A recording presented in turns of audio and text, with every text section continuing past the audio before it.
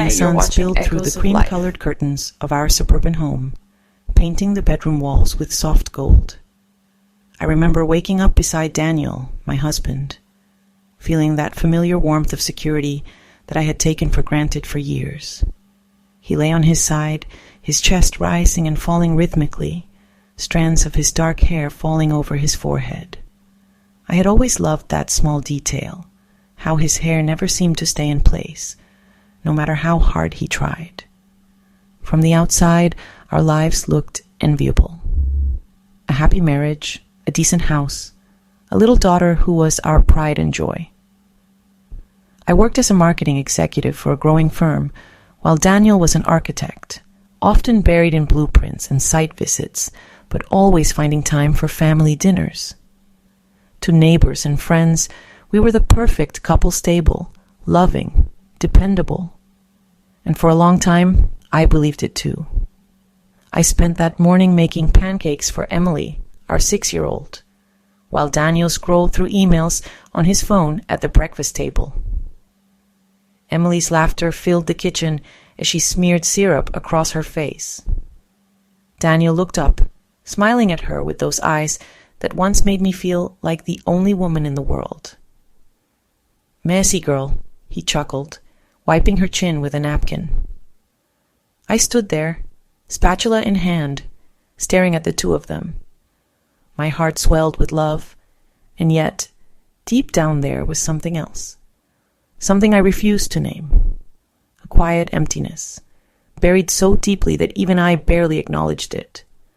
Life wasn't bad. Life was good. But maybe too good, predictable, repetitive, safe. At work, things were different. My office was a place of energy, ambition, and temptation. There was always a buzz in the air, deals being made, late-night brainstorming sessions, people dressed sharply with that hungry gleam in their eyes. It was exciting, intoxicating. And then there was Michael.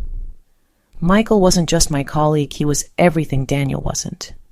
Spontaneous, reckless, charming in a way that drew people to him like moths to a flame. He had a crooked smile that made you feel like you were sharing a private joke, even when the room was full. His compliments came effortlessly, slipping past defenses before you realized you were blushing. I didn't notice at first, or maybe I pretended not to. The first time he called me beautiful, it was in the middle of a presentation. Everyone was stressed, the numbers weren't adding up, and I snapped at one of the interns. Afterward, as we stood by the coffee machine, Michael leaned in and whispered, "Even when you're angry, you're still the most beautiful woman in the room." I laughed it off, of course. Married women don't take those words seriously. At least, that's what I told myself. But something inside me shifted. A spark I hadn't felt in years flickered back to life.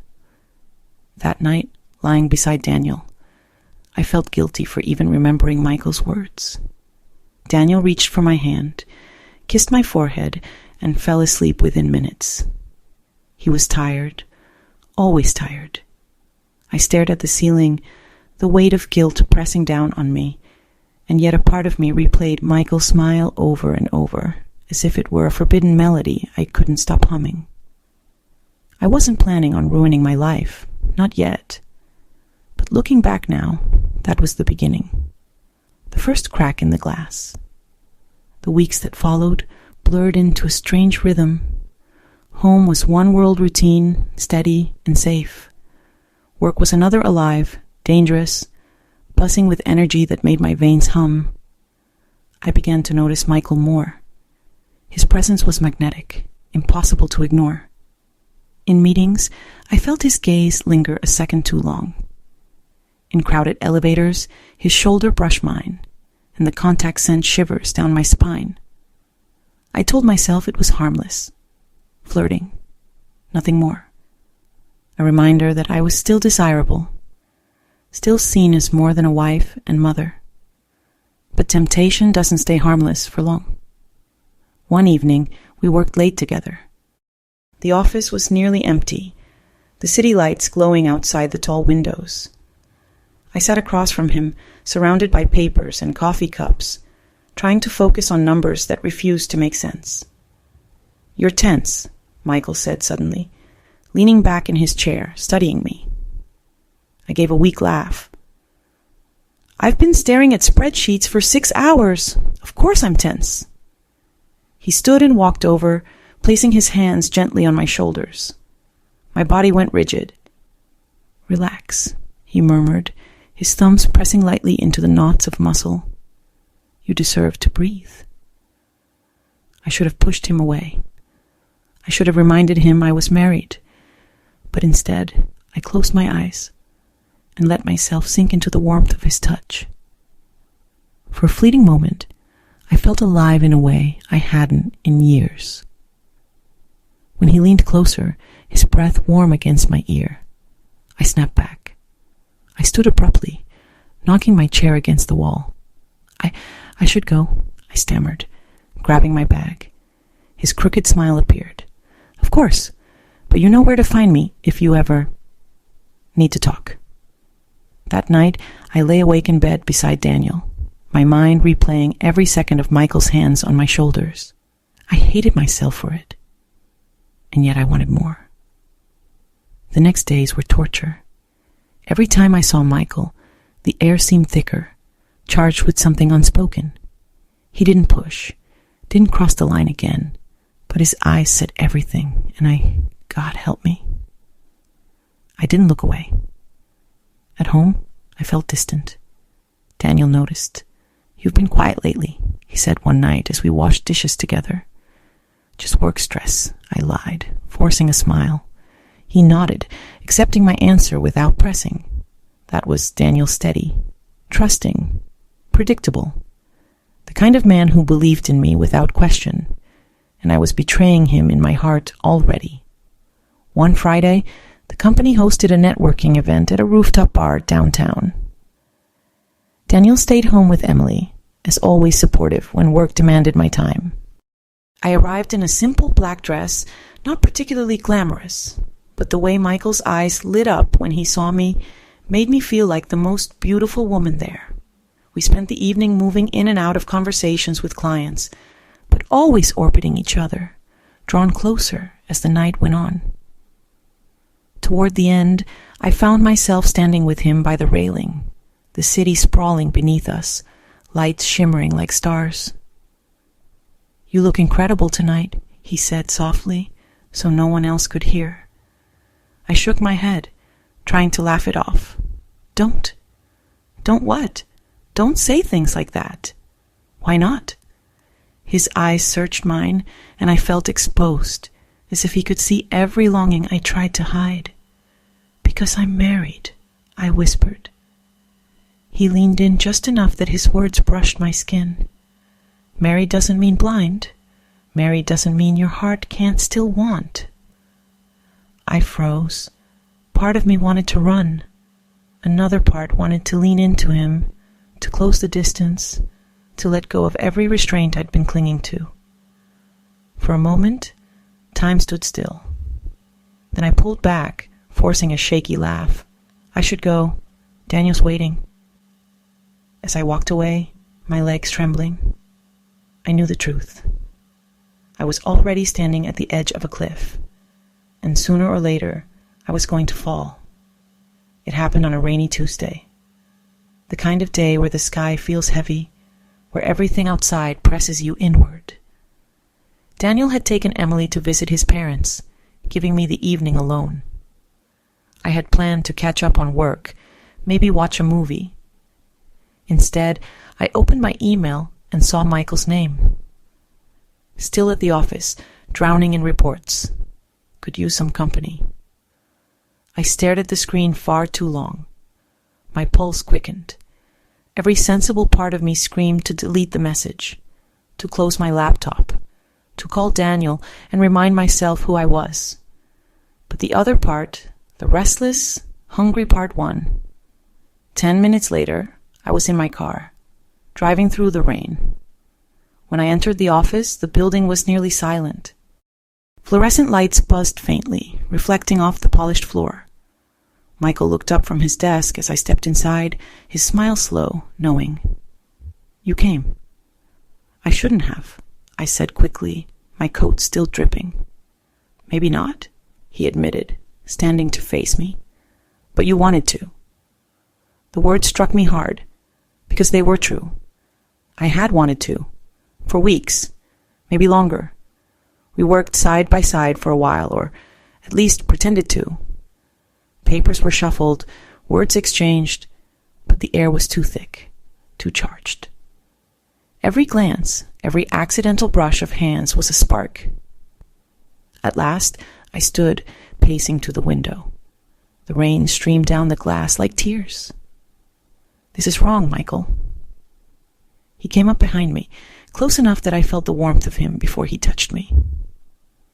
"Then tell me to stop," he murmured. I opened my mouth. Nothing came out. My body betrayed me before my conscience could fight. When his lips touched my neck, I shuddered and let out a breath I didn't know I was holding. I turned, and in an instant, the line I swore I would never cross was gone. His kiss was urgent, desperate, filled with all the tension we'd buried for weeks. My hands gripped his shirt, pulling him closer as if I'd been starving and he was the only thing that could feed me. It was reckless. It was dangerous. It was everything I knew would destroy me, and yet, in that moment, it felt inevitable. Hours later, when I finally stumbled back to my car, I couldn't even look at myself in the rearview mirror.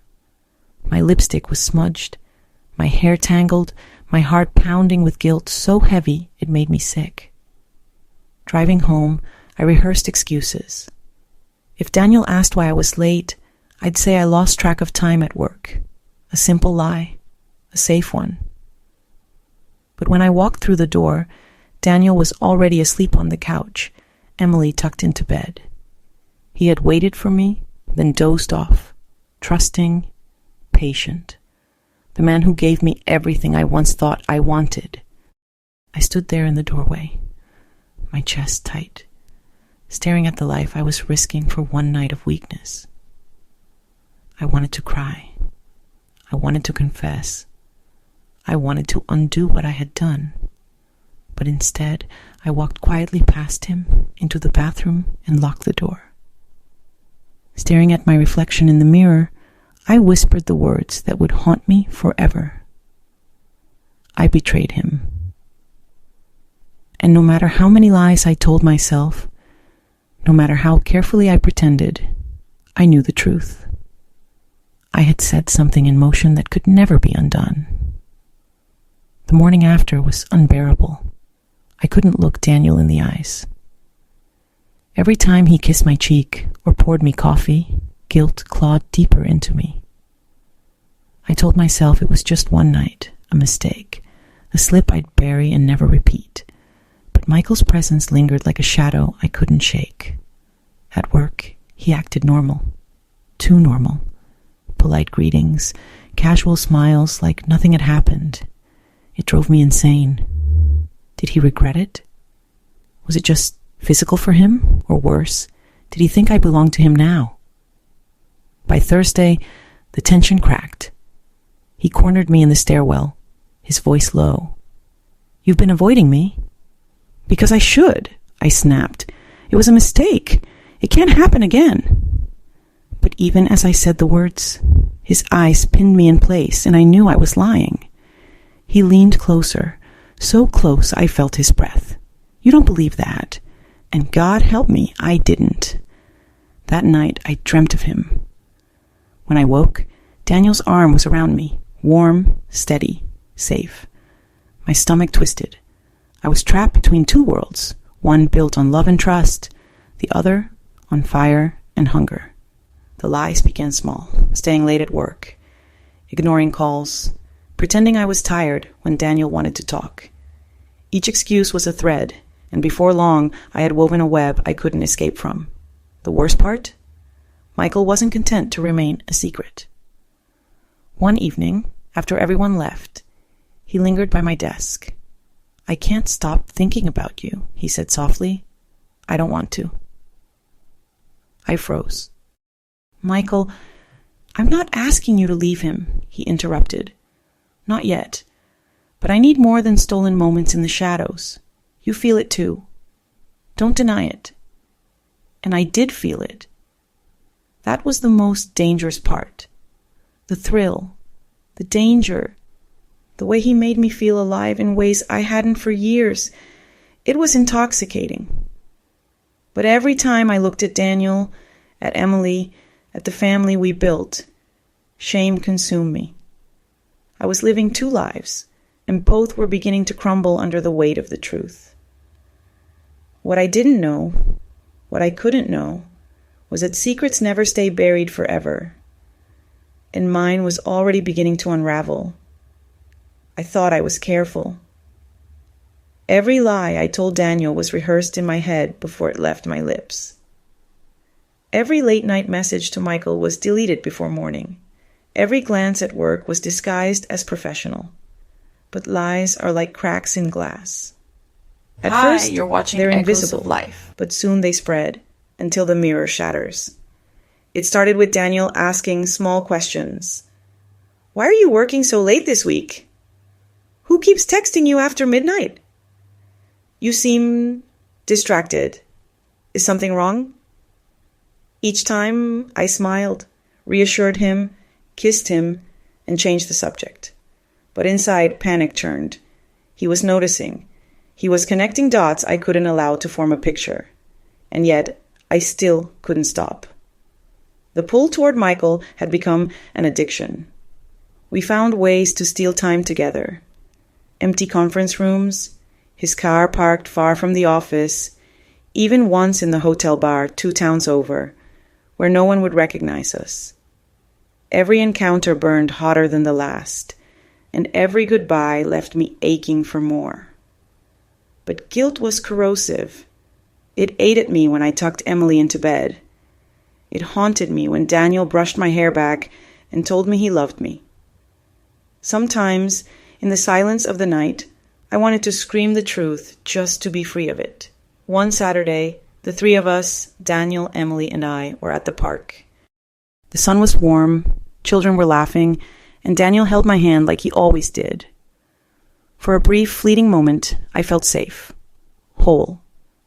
Like maybe I could still choose him, choose us, and bury everything else. Then my phone buzzed. A message from Michael.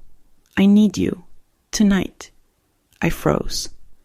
My heart stuttered in my chest. Daniel leaned in to kiss me on the cheek, but I barely felt it. That was when I realized I wasn't just lying anymore. I was splitting myself in two. And no one, least of all me, could live like that forever. Daniel wasn't a fool. I had always known this, and yet I underestimated how quickly his quiet observations could turn into patterns that pointed directly at me. At first, it was subtle. He started watching me more closely when I typed on my phone. He began volunteering to pick me up from work instead of letting me drive home alone. He lingered in the kitchen at night when I thought I was alone. One evening, I walked into the living room to find Daniel holding my phone in his hands. My chest tightened instantly, but when he looked up, he only smiled and said, "Your phone buzzed. I didn't open it." I pretended to be calm, but inside, every nerve screamed. What if he had opened it? What if he had seen Michael's name? That night, when Daniel kissed my forehead before bed, I caught something in his eyes I had never seen before. Doubt. And that cut deeper than anger ever could. At the office, Michael noticed my tension. "You're pulling away," he said one afternoon, cornering me in his office. His tone was sharp, possessive. "I'm not pulling away," I whispered, even though I knew I was. The truth was, fear was taking the shine off everything. The thrill of being wanted, of living dangerously, it was now tangled with dread. One weekend, Daniel suggested a getaway. Just us, a cabin, a few days, no phones, no work. We need this. I should have welcomed it. I should have clung to it. but all I felt was trapped. No phones meant no contact with Michael. And worse, it meant days alone with Danielle, days where my lies would have nowhere to hide. When we finally arrived at the cabin, silence filled the air between us like smoke. Daniel tried to make conversation, but each word felt heavy. The second night, he poured me a glass of wine and said softly, "Tell me something, Claire. Something true. Just us. No judgment. I want to hear your truth." My heart stopped. Did he know? Was this a trap? The fire crackled. The wine glass shook in my hands, and for the first time, I realized the walls were closing in. The cabin was supposed to heal us. Instead, it felt like a stage where every glance, every pause, was loaded with unspoken suspicion. Daniel's words, "Tell me something true," kept echoing in my head long after the fire died down. I lay awake, staring at the ceiling beams, every muscle in my body tense. The next morning, I found Daniel outside, chopping wood. His movements were sharp, almost violent, each swing of the axe punctuated by silence. When he finally noticed me, he smiled. But it wasn't the warm smile I once knew. It was thinner, guarded. "Sleep well?" he asked. I nodded, though my restless night betrayed me. Later, while he showered, I sat by the cabin window, scrolling through my phone. Michael's messages filled the screen. "I miss you. Tell me when you can talk. I hate being kept in the shadows." My pulse spiked. I deleted them one by one, my hands trembling, but I didn't hear Daniel until it was too late. He stood in the doorway, towel draped over his shoulders, watching me. His expression was unreadable. "Who was that?" he asked. My throat dried. "Just work emails." He nodded slowly, as though cataloging the lie. Then he turned away. That night, I dreamt of being trapped in a glass room. Daniel outside, pounding on the walls. Michael behind me, whispering promises that dissolved into smoke. I woke gasping, only to find Daniel sitting at the edge of the bed, staring into the dark. The following week, back home, the unease grew heavier. Daniel checked my phone more often, asking harmless questions with razor edges. And then, one evening, he said it. "I know you're hiding something, Claire." The words shattered the fragile balance. My chest tightened. "What are you talking about?" His eyes met mine, sharp and cold. "You think I haven't noticed? The late nights, the excuses, the way you flinch when your phone buzzes? I'm not blind." I tried to protest, but my voice betrayed me. He leaned in, whispering, "I'll find out. Whatever it is, I'll uncover it. And when I do, don't expect me to stay silent." For the first time, I felt real fear. Not of losing Michael, but of losing Daniel's trust forever. The mask was cracking, and I knew it wouldn't hold much longer. The house was silent. Too silent. I returned from work and immediately felt it, the stillness of a place where something was waiting. Daniel sat at the dining table, his laptop open in front of him. He didn't look up when I entered. My heart stumbled. "Daniel?" I asked carefully. He raised his eyes, and in his gaze I saw it, the end, cold, clear, merciless. He turned the screen toward me. There, in glowing pixels, were the messages. Mine, Michael's, the digital evidence of every lie I had told. My breath caught. My knees weakened. "Daniel, Don't," he said, his voice sharp enough to cut glass. "I've read it all." I sank into the chair opposite him, trembling. The weight of every secret, every kiss, every stolen moment pressed down until I thought I might collapse. Tears welled. "I never wanted to hurt you." He laughed bitterly. "You burned everything we had, Claire. For what? For him?" I tried to explain. About emptiness. About the way Michael made me feel alive again. But the words sounded hollow even to me. Nothing could fill the silence between us now. Emily's footsteps echoed from upstairs. The thought of our daughter shattered me. I buried my face in my hands. Please, Daniel, don't let her hate me. His jaw tightened. She deserves the truth. Maybe not now, but one day. The room swayed. Guilt and despair coiled inside me like a snake. I wanted to beg, to promise, to undo the past. But time was merciless. Choices couldn't be erased. Daniel stood, his chair scraping the floor like thunder. It's over, Claire. And with those words, everything I had clung to crumbled. When the door slammed shut behind him, the silence was unbearable. I stared at the empty space, my reflection trembling in the dark window. I had betrayed him, betrayed myself, and now I was left with nothing but regret. That night, as the clock struck midnight, I realized the truth. Sometimes a single moment of weakness can destroy an entire lifetime, and I had no one to blame but myself.